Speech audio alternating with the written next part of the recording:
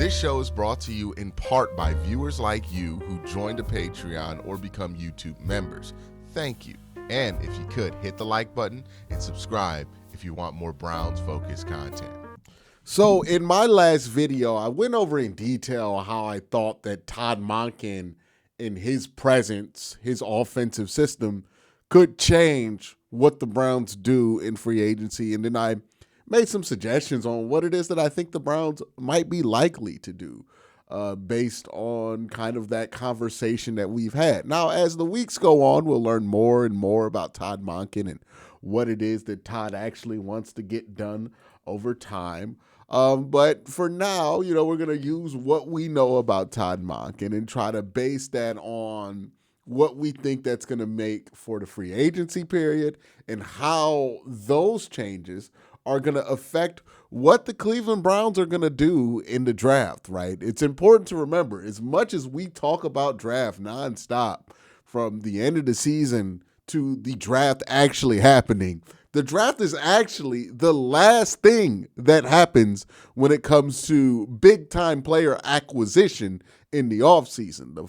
The free agency period happens before that. So we talked about free agency. We'll use that to inform our mock draft. And it's important to remember that mock drafts aren't predictions, at least on this channel. I think it's useless to use mock drafts as predictions because the draft is pretty hard to predict in itself. I don't think anybody's ever predicted all 32 picks correctly, and that is because teams trade all the time, which changes the math. So what I try to do with mock drafts is just take them at face value, right? If a player is there at 6, that player is there at 6. I'm not going to try to do math of, he wouldn't be available there or whatever it is.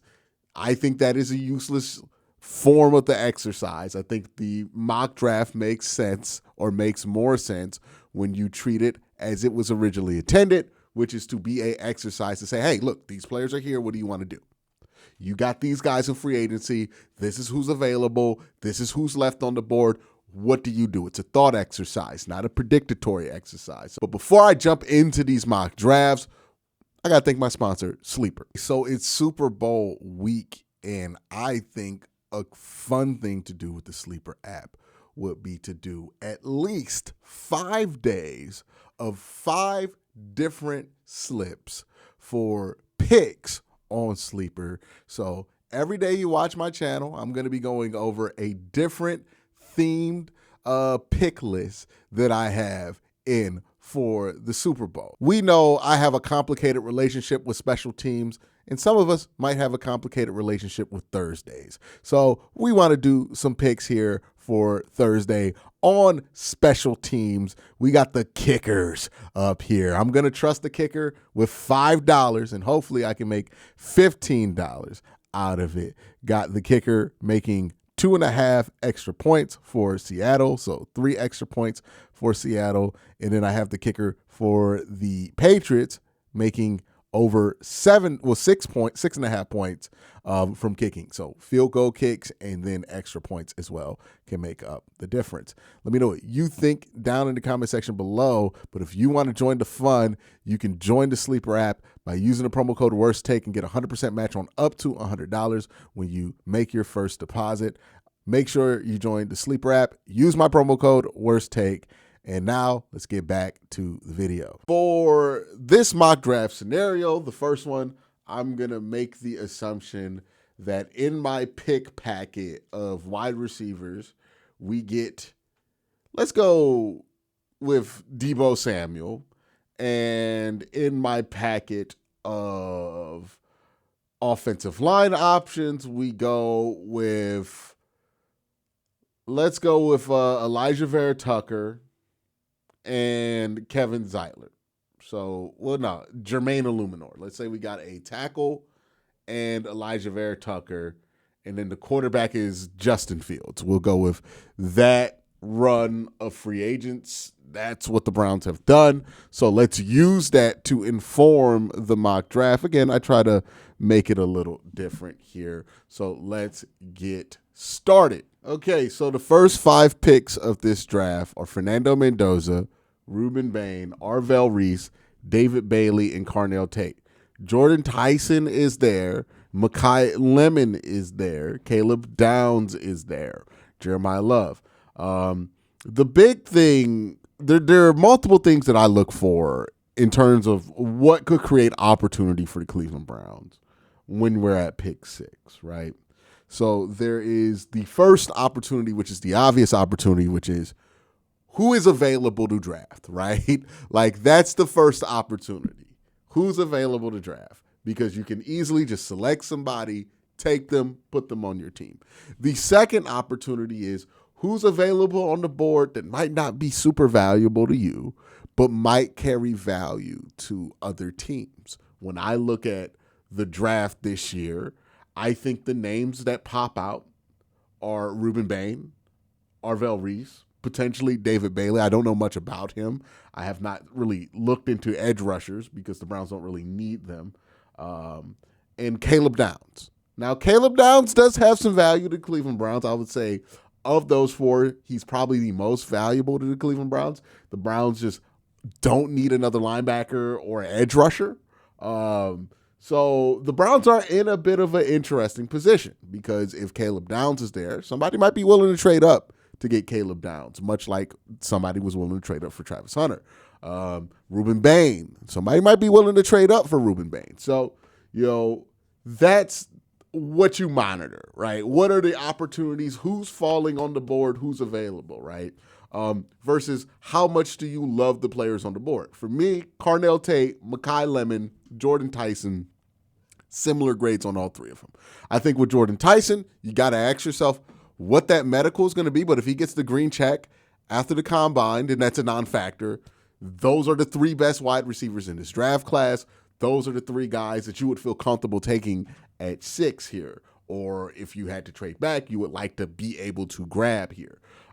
If we look at the offensive line prospects that are available here, we got Spencer Fano, Francis, and then it drops to like Caden Proctor, Caleb Lomu. These are guys who you would have a late first to early second grade on. Spencer Fano, he came in as the top tackle prospect, but really just did not have the kind of year to follow up on that you would want him to have based on how good he looked in 2024. He is 6'6", 308 pounds, is a true junior. He might just reach the level of tackle prospect that you just got to take a chance on him. With Francis, he is a guard. A lot of people see him as a guard in the NFL, and I think the same is true with Fano as well. So that is the big issue you have here, right? If you draft Francis, he's probably going to be a guard. Spencer's probably going to be a guard. You have to go all the way to like Lomu to somebody who projects to truly be a tackle. Like even Caden Proctor, like as athletic as he is, right? There's questions about, is he going to be good enough to play tackle at the next level? So we're going to look at some trade options. Baltimore wants to move up from 14, which I think would be in business for the Browns, because if you do fall back to 14, there is a chance that one of those wide receivers are there, but you're going to probably get a chance to get Francis at the very worst here. So trading up would be a possibility. Not trading up. Trading back would be a possibility. Trading back with Baltimore, I feel like you would need a significant return in order to do it. We're probably talking about getting an extra second next year, a second this year, or like all of Baltimore's top 100 picks plus maybe a third or a fourth next year. So we're talking about a significant return for this pick. Do I think Baltimore would be a likely trade partner? No, but that's who the machine has thrown at us, right? Again, we're not here to, try to predict who's going to call where. We're just going to react to the results that the machine throws us. So the machine says Baltimore's willing to give us a lot for moving up to pick 6. I mean, at this point, you can't really pass this up. The real question is, with the Browns' value, getting an extra third or getting a second and a third or something like that. But this is pretty good to me. I think I'll throw in some late round picks here to kind of sweeten the pot for Baltimore. But I'm fine with pulling the trigger on this. You get an extra second.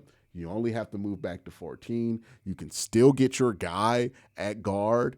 You're probably not going to get the wide receiver you want. It's probably going to be lean at wide receiver this year, but you have extra picks to kind of fill in the back end of the receiver room, and then that extra third could be ammunition next year to move up to get a wide receiver that you really like in the second round or first round next year. So I think I'm going to try to pull the trigger on this. Baltimore has accepted the trade. We have pick 14, 45, and 80. Because we addressed all of our needs in free agency, right? We got a wide receiver. We signed somebody to play quarterback or traded for somebody to play quarterback.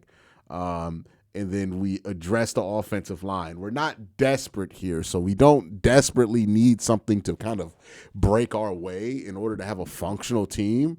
We can have the flexibility to move back. And it's a good thing that you use that flexibility to move back, because the way that the board went, it kind of broke in a way that was tough for you, right? Mekhi Lemon went at 9. Jordan Tyson went at 6. Francis went at 12, right? Like, so the 3 players in your packet are gone, and this is kind of the risk of trading back, right? You might end up in a situation where you had your eye on a premium prospect, and now you can't go after that premium prospect. If we look at guys who are available here at positions of need, we're talking about Denzel Boston. That's somebody I probably have a late first, early second grade on. We're looking at tight end, probably not. Harold Fannon's pretty good. Running back, probably not. Not really a draft where you take multiple running backs in the first round. So we're kind of stuck looking at offensive linemen. You go Spencer Fano here. Again, didn't have the year you wanted from him. But if you look at some of his grades here, run block grade strong, pass block grade strong. These are PFF grades, so you got to take them with a massive grain of salt here. 6'6", 308. He could potentially play tackle. People think he could have to flip inside the guard. I would say this is probably the pick at this point. Pittsburgh, okay, man. It was a stretch trading with Baltimore. I'm definitely not trading with Pittsburgh. But yeah, we probably go after the tackle here at this point. So let's get Spencer Fano. All right, we're picking at 24. You got Denzel Boston available.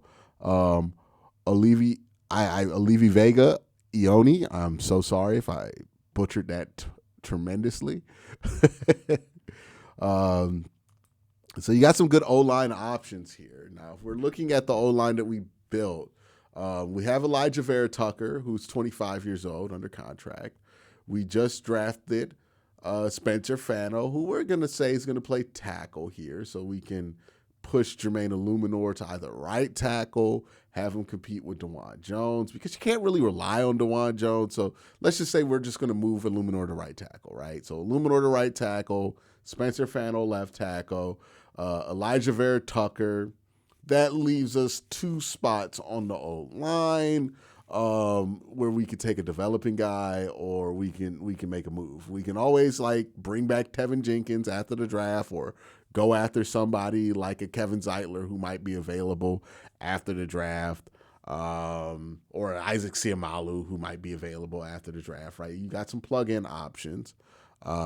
If we're looking at center, we're a bit far away from taking a center, I think. So tackle's kind of sold up. We spent some money at tackle. We have a draft pick that we're going to throw at tackle. We have a guard. We can go draft another guard and go best player available here and get Ioni. It would make sense, right? Like, you want that kind of depth there. If we're looking at wide receiver, Denzel Boston, who is a fun receiver, right? 76.9% catch percentage, contested catch percentage. Had a great grade versus man coverage this year. If we look at some of his advanced metrics, 4.9 yards after the catch, was not tremendous. And then he had about 881 receiving yards on about 95 targets. Pretty consistent production over the last couple of years with 11 touchdowns. He is also size-wise, 6'4", 209. So if we're looking at the Browns wide receiver room, we got Deebo Samuel, we got Cedric Tillman, and we got Jerry Jeudy. So what we do not have is a guy who can go up and get a contested catch. I think at 24, with everything that you've addressed, given that this is a good guard class, we can kind of pass on Ione here and go Denzel Boston. All right, we're at pick 39. We've addressed the O-line pretty sufficiently through free agency and the draft. We got another wide receiver in there. We have some flexibility now going forward on what you could do because you really have addressed the bigger needs here. Now, if we're looking at wide receivers, Jeremy Bernard, Omar Cooper Jr., Elijah Surratt. So you could go with another wide receiver here. If we want to go O-line, we got some interesting names. Monroe Freeling is here. The giant tackle out of Georgia. We also have Max, who's more of a guard prospect. Manuel Pregon. Jake Slaughter, who I really want to get at 70. I think Jake Slaughter at 70, I'm super happy if I can get that to happen, right? Because I think he's going to be a great center in the league. You got Jennings Dunker, who could be another guard prospect. So you got a lot of guys, to be honest, that you could go guard here because we haven't even seen Kaylon Rutledge off the board yet. So, yeah, guards, I'm pretty happy with the depth in guard, so I'm probably going to ignore the position for a little bit. If I look at wide receiver, I think, within the next couple of picks, I'm probably going to want to strike on one of these guys here. Let's look at some other positions. Let's look at corner, right? D'Angelo Pons, Keontae Scott, right? I think the Browns do need another corner. If we can pull up safety here, I think that's another area where you can go AJ Hulsey, right? A big, a rangy safety, 6 foot, 222 NFL size, great coverage grade, strong run defense grade, 13.2% forced incompletions. Was a rangy guy. Got to see what he runs in the 40. Don't know exactly how fast he is, but, he played 484 deep snaps for the LSU Tigers, 134 box snaps, so he is a free safety. If we're also looking at other safeties here, D'Angelo Pons could play a little bit in the slot. You got guys like, where is it? Yeah, D'Angelo Pons. Dennis Smith is another guy who can get out there, be rangy. At a pretty good size, 6'2", 204. Bud Clark is a guy that I liked. He's going to be more of a box safety and a slot corner, in my opinion. Super sticky in coverage, really good instincts, great eye for the football, had a great Senior Bowl. So because there is kind of a overflow right now of guys I would like at slot, like I think I can get somebody at 80 and 107. At the slot position, I don't really feel the need to go after Pons, who I like a lot. D'Angelo Pons was tremendous at Indiana last year. Great eye for the football, great eye for making plays. Was one of the few guys who didn't look absolutely terrible versus Jeremiah Smith, despite the huge size advantage. You can look at what what PFF says about him. PFF likes him a lot, but he's 5'9", 173. If I'm trying to get a slot corner, I just think 39's really rich for one, right? Maybe you can go with somebody like a Keontae Scott, who is also a slot corner. Not really going to be like a wide corner for you either, but he has better size at the position, so you're hoping that he could be a better player. I think I'm going to go with the safety here. I think we're going to get AJ Hulsey here. We're going to get a ball hawk. So we're going to go ball hawk here. Get us a safety, somebody who could play with range. We can evolve the Jim Schwartz system and add that to the repertoire here. So AJ Hulsey here. There's a bit of a run on wide receivers. So I might want to get in here and get Omar Cooper, but I might have some room to play with. People are calling for a trade. Indianapolis wants to move up. It doesn't seem like they're interested in wide receivers. So let's see what they're willing to give me to move up 2 spots here. I think I would take like 113 maybe. Let's see if I can get 113 from them. They'll take 113. If I can get 113, can I get 78? Let me get greedy here. They're not going to do 78. All right, so, well, 78, and I give you 144. They're not going for that shit at all. All right, yeah, 113. We'll do 113 here. And then if this gets rejected, I'll throw them like Seattle or Chicago's pick and get on with it. But let's offer that trade. Move back a couple spots. Yeah, nothing happened here to change my board. So we're going to go wide receiver. We're going to get Omar Cooper here. I know some people like Surratt better than Omar Cooper. I actually like Cooper better than Surratt. Surratt just gets more separation. I mean, not Surratt. Cooper gets more separation. I think he's a better athlete. 937 yards. Tremendous catch potential. He does drop the ball a little bit more than you would want him to drop the ball. But is also capable of making some tremendous plays here. Elijah Surratt. Really good player. I like him a lot, but the contested catch percentage is not that great. Drop percentage is pretty similar. I thought he really benefited from Fernando Mendoza's accuracy more than any of the other wide receivers that were there. And if we're looking at wide receiver after this pick, you're probably going to want to get out after that. So I'm going to go Omar Cooper here at pick 47. I like that pick here. At pick 70, we're going to try to get Jake Slaughter. So let's keep our eyes on that. All right, let's see if we got our guy here. Let's get Slaughter. Yeah, Jake Slaughter's there. We're going to take Jake Slaughter. We're going to be pretty happy about that. That's a pretty no-brainer. That's pretty much a no-brainer pick here. Browns need a center. And now if you look at what the Browns have accomplished in this draft, you got a tackle.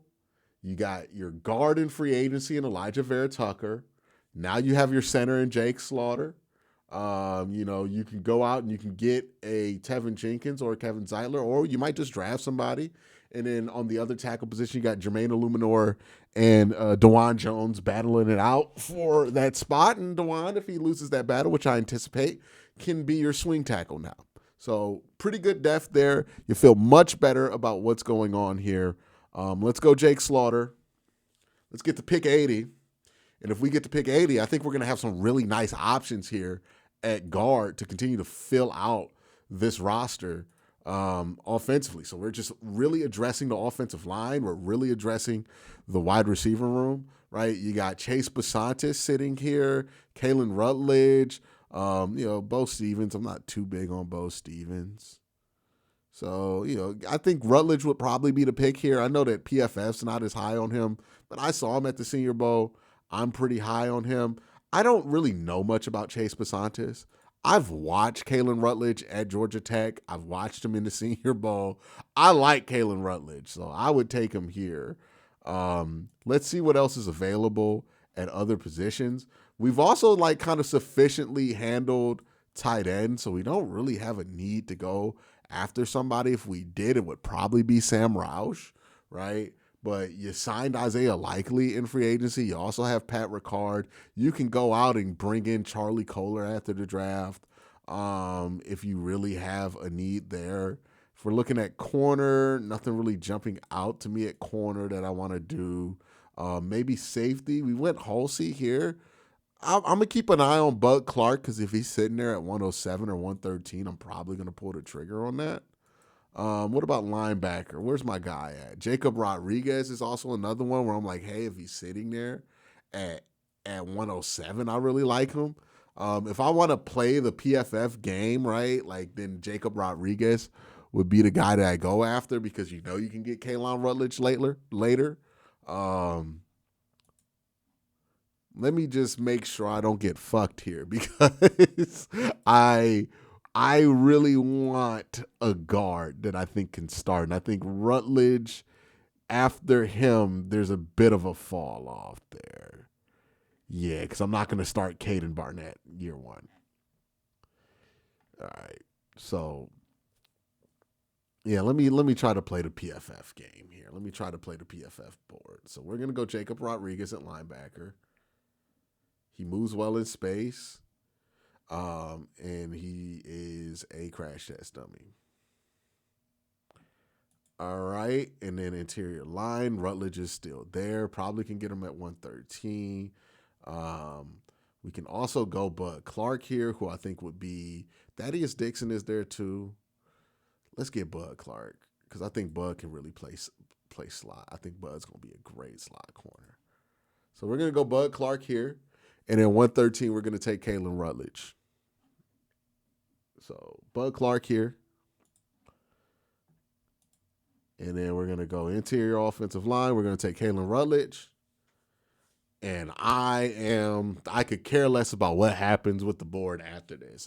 I would be thrilled right here. I'm being honest. We got 2 wide receivers who have size that we have added to the room on top of a veteran presence in Deebo Samuel. So you feel much better about wide receiver. Offensive line-wise, you've added a tackle, a center, and a guard in the draft that I think all 3 of those guys could potentially start year one. You signed Elijah Vera-Tucker in free agency, and you have some depth at tackle with Jermaine Illuminor and DeJuan Jones. So revamp the offensive line. Boom, out the board. We've gotten that done. Wide receiving room. Boom, got that done with 1 trade back. So you feel pretty good about that going forward. You've added some nice pieces to the defense. We're adding a rangy safety in A.J. Hulsey to bolster that secondary that was already really good last year. Jacob Rodriguez, we're getting him to the best linebacker coach in all of football. Bud Clark, a guy who's projected to be a slot corner, in my opinion, that can add to that secondary, give you more depth. And we're only at pick 144. I could cash out right now and just give out all my picks to next year. At 144, since we're having fun here, I'm probably going to go Harold Perkins and put him at will linebacker or Sam. Just make him a crash test dummy because you need extra guys to do that. And then we're, pick 147. I could take a chance on a quarterback here. Cade Klubnik would make some sense. I think Jalen Daniels would make some sense here. Drew Aller, I know people in Cleveland would appreciate it because he has the nice story. I do wonder, is Drew Aller the kind of guy that a Todd Monken goes after? He does scramble. He has some size, but I think Cade and Jalen Daniels are both better runners than Drew Aller. I think Drew Aller kind of struggled to really move at Penn State once he got bigger and bigger. Cade Klubnik, good athlete. He can scoot for sure. Jalen Daniels, a fun athlete here. He's more of a guy would take a 7th round flyer on. He was real fun at the East-West Shrine Bowl. He's real raw, real work in progress, but I thought he had some nice throws there. He was actually more impressive to me at the East-West Shrine Bowl than Cade Klubnik was, but I'm just going to go with Cade Klubnik's background there. So if I wanted to go quarterback, it's between Daniels and Cade Klubnik. Wide receiver, there's Tyron Montgomery, who would be a fun selection here, right? The guy out of John Carroll. Not much is known about him, but he was getting open all day. I think a 5th round pick on him would probably be about right. Just a guy you can add to your room where he can be pretty fun. Similar to a Xavion Thomas out of LSU. Running back wise, and not really seeing anything moving the needle there. I feel like we've addressed offensive line pretty sufficiently. Defenses of interior, don't really see any real reason to do anything there. Linebacker, Kyle Lewis is fun. We can go Kyle Lewis. You want to go Kyle Lewis? I feel like Kyle Lewis fits more of a need than drafting another rookie quarterback, especially if we haven't traded anybody. Yeah, and I haven't put any Shador's still on the roster. Same thing with Dillon. So, I don't really think I want to draft a quarterback. What about tight end? I think I'm going to get Kyle Lewis. I think we're going to get more linebackers. Yeah, let's get another linebacker, Kyle Lewis. Cole Wisniewski. All right. Quarterback wise, with Luke Alzheimer's, what's left? Cole Payton. Yeah, I'm completely out on quarterback at this point. Wide receiver. Okay, I'm out on wide receiver at this point. Tight end. Pretty much out on this.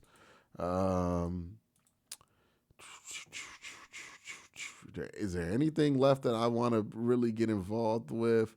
I'm pretty happy with what we got here. To be honest, I am pretty happy. All right, so yeah, I think I'm ready to cash out. Let's see who wants to trade. Cincinnati wants 206. Man, I'll give you 205 and 246. You just give me a fifth next year. They're not gonna do it. You can keep 226. Just give me a fifth. You're only gonna give me a six for all of that. Yeah, I might as well make a selection if that's all you're offering. What about Atlanta? Atlanta wants to move up to 205. Are they willing to give me a fifth for that? I'll give you this too. Nah, they're only going to give me. All right. So I can't really finesse anything except for like an extra six. I don't need an extra six though. I got a bunch of extra picks for next year. Cool. Well, let's get Zane Durant. Fuck it. Yeah, Zane Durant. Let's take Zane Durant. He's fun. He's fun. Is the guy from Navy available? Let's get another fun interior guy. Landon's available. Let's take Landon. Fuck it. Do I see anything better than Landon Robinson on the board here? Thought he was really fun at the East West Shrine Bowl. Don't see anything here. What about corner? Nothing moving the needle here. Okay. Interior O-line. Needle is sufficiently not moved right here by that. O-tackle, yeah. Malman, maybe. Pettis, maybe. Maybe. I don't know. I feel like I've taken some swings at offensive line already, so I feel pretty okay with doing that. Running back, Chip Trainum. Nice guy. Tight end. Yeah, I'm definitely not drafting Cole fucking Payton. All right. Yeah. Yeah, I think I'm going to get Landon here. Let's get Landon Robinson. Yeah. All right. Be honest. I would be pretty happy with this. I wonder what people are going to think of this. I know Pro Football Focus sometimes can hate on your drafts. I like this draft quite a bit, but we'll see. So Spencer Fano in the first round. Well, first we got to go through the offseason, right? So we brought in Deebo Samuel. We have Isaiah Likely and Pat Ricard. We also signed Elijah Vera Tucker and then brought in Jermaine Illuminor in a $12 million deal to be our right tackle. We have guys that we can go to. We can get Kevin Zeitler after the draft if we want to, Tevin Jenkins, Charlie Kohler if we want to. I think we're going to probably put a call in to Charlie Kohler and have him be our third tight end. And then our quarterback is Justin Fields in a competition with Shedeur Sanders and maybe Dylan Gabriel. So that's what we did in free agency. Wide receiver wise, we added Denzel Boston and Omar Cooper. We've added a lot of size to that wide receiver room. Some vertical threats. If you think about what it is that Monken likes to do, having guys who could push vertical, get some 50-50 balls, that's critical. Those guys can do that. A.J. Halsey gives you range at the safety position. Spencer Fano gives you a tackle.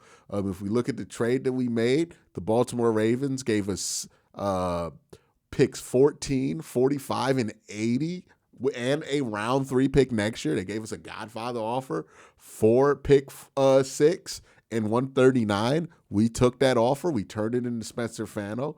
We turned that into a pick that we traded for Omar Cooper and then added 113 on of that. We also got Jacob Rodriguez, and we got Kalen Rutledge with it. I'm pretty happy with the haul. Offensive line-wise, I think we got a guard that could start in Kalen Rutledge. I think we got Jake Slaughter, who can start at center, Spencer Fano, who can start at tackle. So you got a center guard tackle combination along with Elijah Vera Tucker, and then you've completely revamped their offensive line, and you've pushed DeJuan Jones to being a swing tackle, which I think is a more natural fit for him because he can't stay healthy. So wide receiver room, revamped.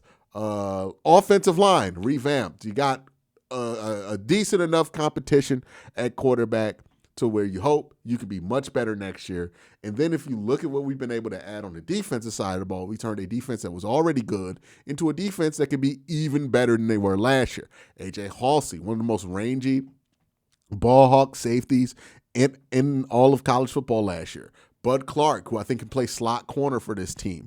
You got Harold Perkins, who could be a Sam linebacker for you. Jacob Rodriguez, who can be a will linebacker for you and a substitute linebacker. Well, not a substitute linebacker, but he could be the second linebacker in your nickel package because he can cover a lot of space. And you imagine him with Carson Schlesinger, and you start to see the vision there of a defense that can just move and punish you because they have Myles Garrett, got Kyle Lewis, another guy who could be a crash test dummy, and then you just keep bolstering this defensive line.